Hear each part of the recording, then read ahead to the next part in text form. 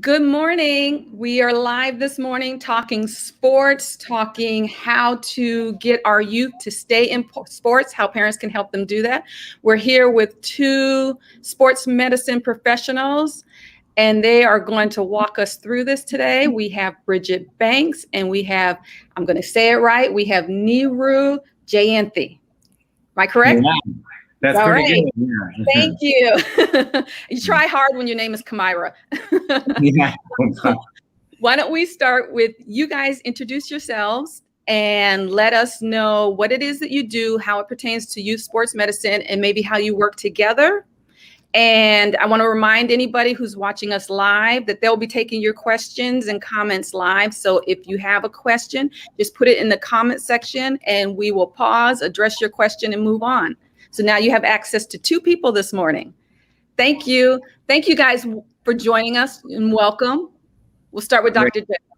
Sure. Well, I'm Neeru Jayanthi. I go by Dr. J because I'm not sure how to pronounce my name as well too.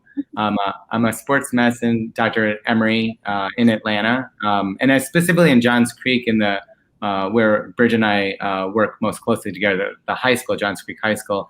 My background is actually I'm a primary care sports medicine or non-operative sports medicine physician. I have been in practice for about 20 years. I really care about the youth athlete. I co-direct a youth sports medicine program at Emory. And actually, many of my publications and research are all geared towards the safety and health of young athletes. And that's what I speak around the country and the world on. It's my most passionate thing. I do help with the Braves and some professional tennis and a lot of other areas in college. But the main passion for me is the young and youth athlete. And so, Bridget can talk a little bit about our relationship at the school. So, one of my responsibilities is helping as a team physician in a lot of areas, but one of them is our local high school, Johns Creek High School, where Bridget is an athletic trainer. So Bridget, why don't you go ahead and tell them who you are and what your role is? Okay, my name is Bridget Banks, and I'm one of the athletic trainers at Johns Creek High School. I've been doing this job for 4 years, but I work with Dr. J in that if an injury happens on the field or and I'm there, I can text him and let him know, or I can talk to the parents and get him the child referred to him. And we talk about what rehab we want to do or anything that he thinks that I should do with the athlete, and we can talk to the parents about it. That's what I do at the high school. Yeah, and to not undersell Bridget is the main providers at any high school in sports medicine are the athletic trainers. They're there day in and day out. Yeah. The athletes, coaches, everybody know them. They travel with the teams and away games. They're there all the time. So they really have their finger on the pulse of sports medicine. So if your child is in high school and even some middle schools these days or private schools, they often have an athletic trainer you may not even be aware of. Not all schools, but most. And so they're really the point of contact. And so they really manage 90% of it. So there's a small sliver of ones that seem like they may be more serious or need elevation or seeing physician evaluation in the training room or in the clinic. And that's when they'll contact us. But they're really managing whether they're healthy, unhealthy, injured, all of it until that point. Thank you. And we do cover the feeder middle school football games too. That's true. Yeah. So yeah. We're out there too with your kid.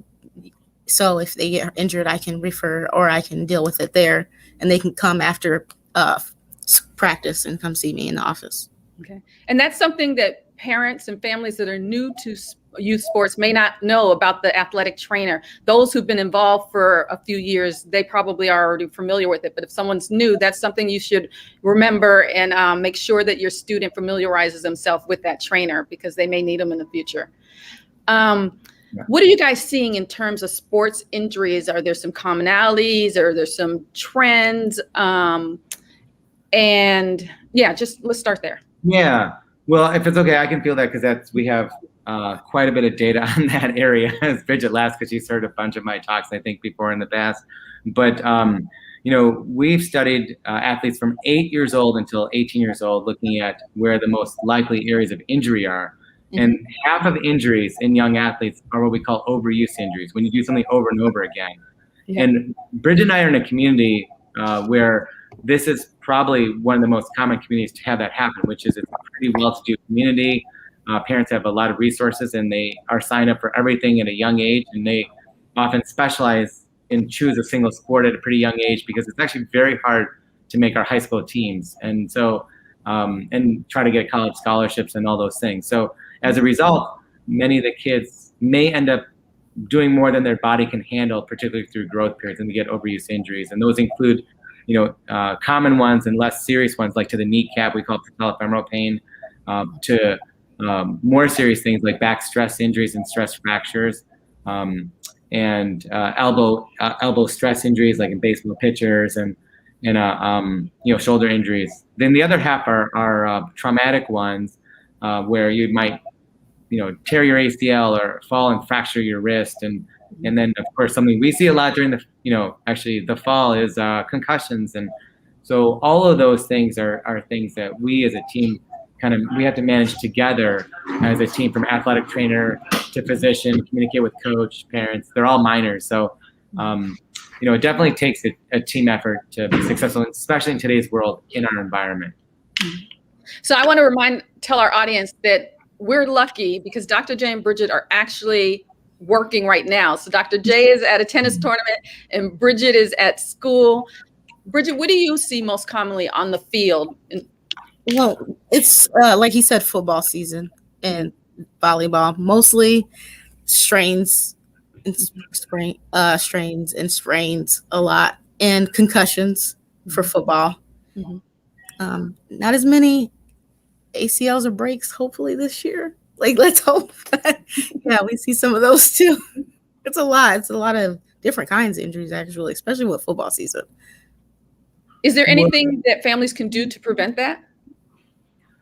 We actually started a whole Emory Sports Performance and Research Center, brought probably the most prolific sports medicine researcher. He's a PhD researcher, Dr. Greg Meyer, to Emory and his whole team of 10 people, and partnered with the Atlanta Falcons to create a whole facility just for that. And a lot of it's focused on ACL injury prevention and concussion treatment and prevention. And it's a research center, and it takes especially young female athletes in sports like soccer, volleyball, basketball, but even males, to do training programs that they should be really doing probably about 3 times a week for at least 6 weeks to reduce their injury risk. And so there are clear ways to do it. There's effective ways to do it. Our program now is using virtual reality to do sport-specific feedback on injury prevention. So we're probably about 3 or 4 steps ahead of even just the basics of just doing the proper dynamic warm-up before practice, that a lot of programs may not even be doing that. And then there's injury prevention training, and then there's the other technological stuff that we do in the lab. Okay. So the dynamic warm-up before practice is very important. Parents, make sure that your students know to do that, even if the whole team is not doing it. Yeah. And you mentioned overuse. 50% of injuries are from overuse. How can a parent or a student athlete know that they're in danger of overusing their muscles? Bridget, why don't you start about how they present to you, and then I'll kind of go over to how they come over to to me.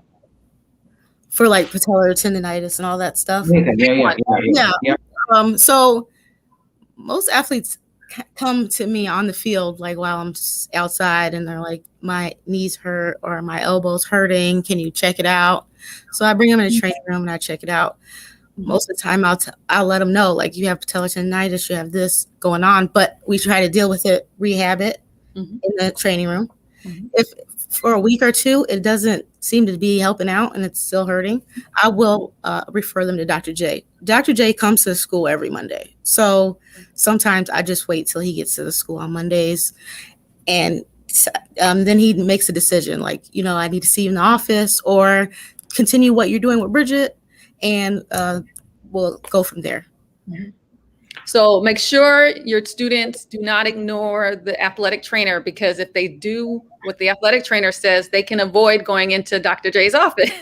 Yeah, what we try to do is just assess the level of risk. And so there's certain low risk ones that they should probably just be on the field in the training room and they can actually play through. And so we have certain testing parameters to make sure that they should be able to hop and hop 90% compared to the other side and function just like this. So their functional deficits aren't too bad. Like they're able to do most things, but it's just a little sore at practice. Then hopefully we can keep those things there. But there's certain higher risk ones we have to be careful of, and those are things you don't want to keep going and participate. They could involve younger kids in high school, even freshman, sophomore, could have growth plates, and growth plate stress injuries are important. Back stress injuries are, our athletic trainers are very good at recognizing kids who have low back pain. It's not like adults. And so when they have a problem there, it's a higher risk injury. So we have a very low threshold to look at those kids and bring them in. Certain shoulder and elbow injuries, problems where they come out of place, but elbow problems in an overhead athlete is an important thing. And like Bridget said, like if you do some of the rehab, maybe it's not your fault, and actually the problem is greater than just what you're doing. So we take a look more closely, use ultrasound, X-ray, and other ways to look at it. But you're right. The earlier you catch it, and the earlier you present and work with your athletic trainer, probably the better chance you'll have of staying out of the doctor's office. Mm-hmm. We are going to talk about getting back to school, but right before we do that, can you tell the parents what to expect when they bring a student athlete to your office, or when the athletic trainer is called to the field? What's going to happen when someone comes into your office or comes to see you?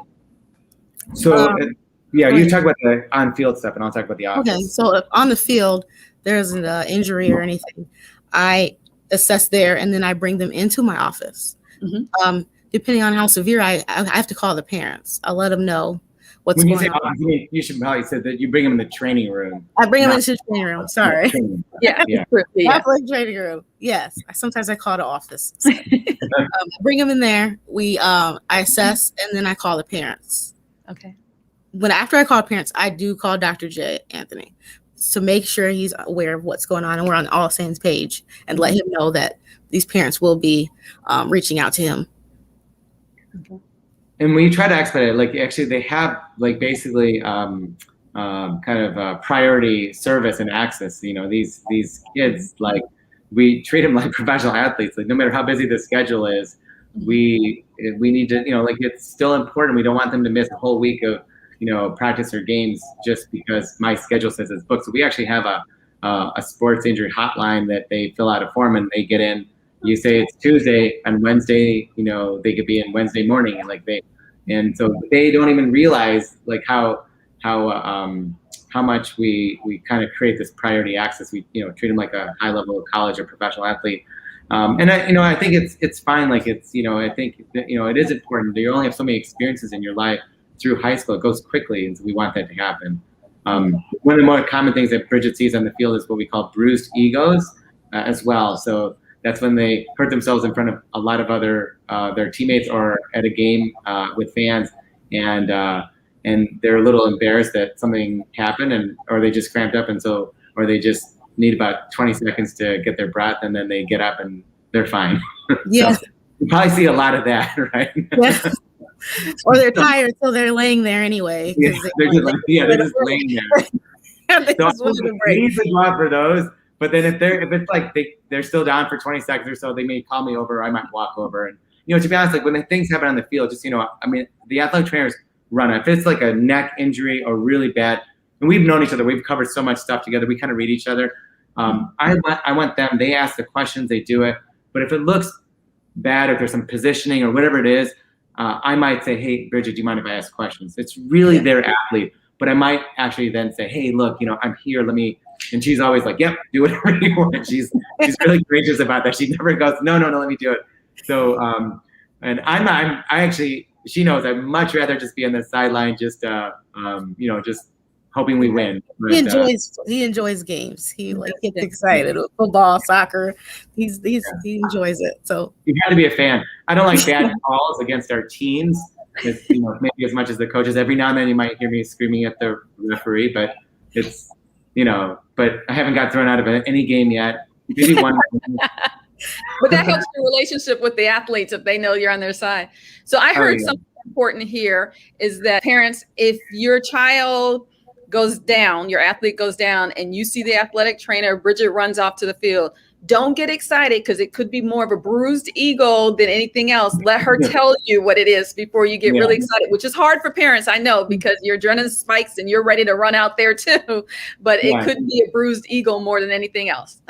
Yes. it's not uncommon. Look, things do happen, and there are some serious injuries. So wait it out. Wait for the first like 20, 30 seconds, and then when we walk them off, then everything is fine.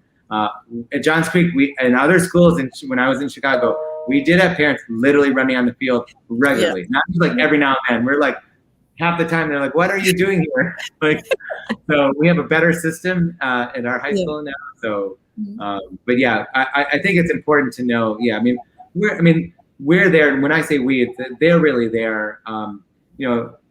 We have the luxury of having, we have a ton of athletes.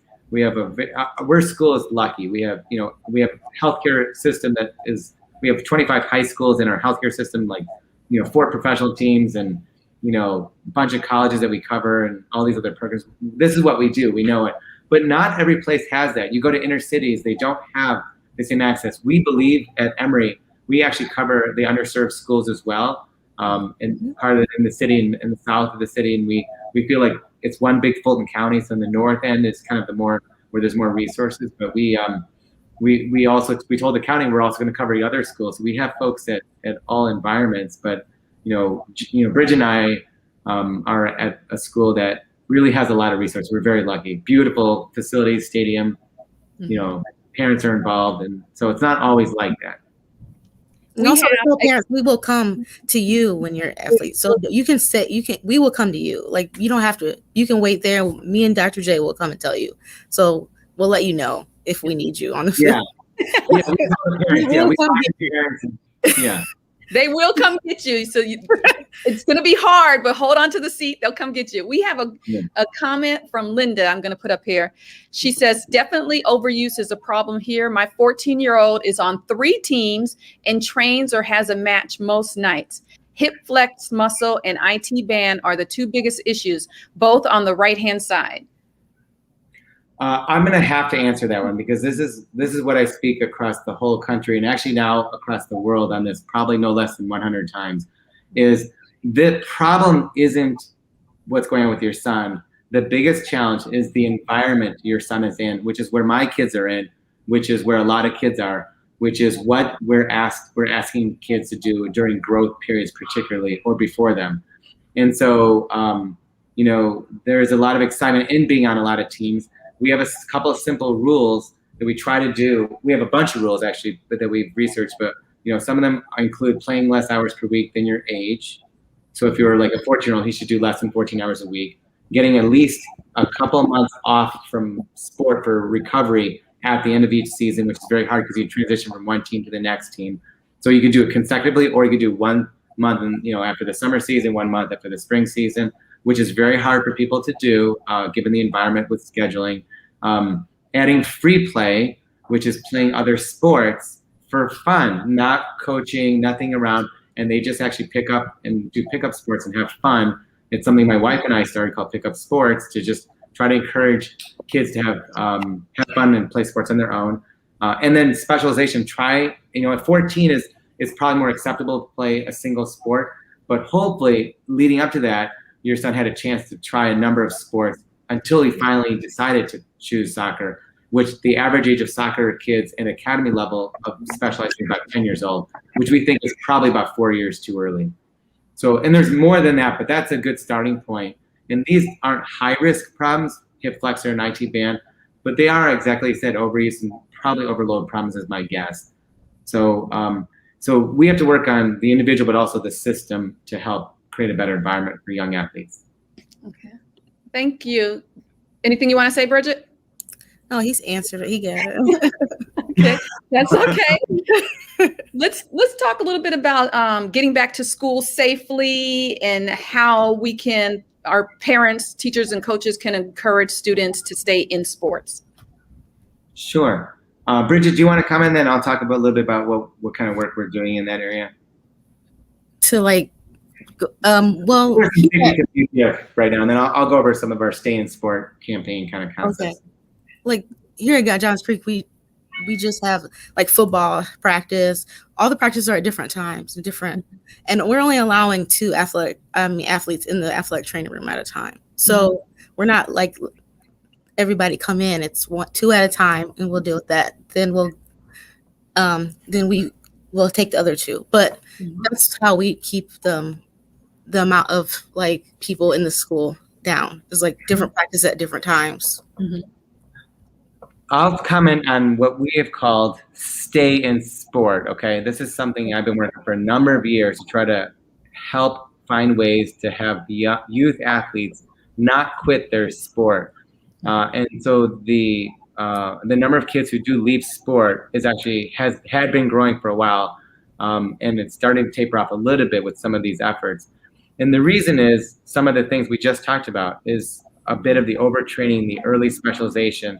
There is a business behind sport of overutilizing, and so and as a result, some kids just say, I like soccer or I like tennis, but I don't like it 4 or 5 times a week, every week for most of the year. Just like most of us, we need a break from things, and we're not giving the kids the break.